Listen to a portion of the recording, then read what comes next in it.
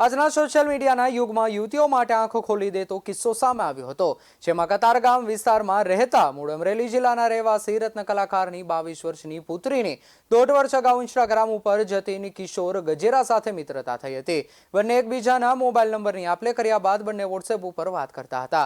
તે દરમિયાન જતીનના કહેવાથી પ્રિન્સીએ પોતાના ફોટા મોકલાવ્યા હતા, પરંતુ ત્યારબાદ કેન પ્રકારે જતીન પ્રિન્સીનો પીછો કરીને કનડગત કરતો હતો અને વરાછાના કામનાથ મહાદેવ મંદિર પાસે બોલાવી કોર્ટ મેરેજના ફોર્મ ઉપર સહી કરવા કહ્યું હતું. પરંતુ પ્રિન્સે ઇનકાર કરતા જતીને ફોટો વાયરલ કરવાની અને મારી સાથે લગ્ન નહીં કરે તો હું ફેનિલનો ભાઈ જ છું તેવી ધમકી પણ આપી હતી. જેમ ગ્રીષ્માની તેમણે મારી નાખી હતી એવી ધમકી આપી હતી, જેથી પ્રિન્સી ડરી ગઈ અને જતીનના કહેવા મુજબ વકીલની ઓફિસમાં જઈ કોર્ટ મેરેજના ફોર્મ ઉપર સહી કરી હતી અને બંનેના સાથે ફોટો પાડ્યા હતા.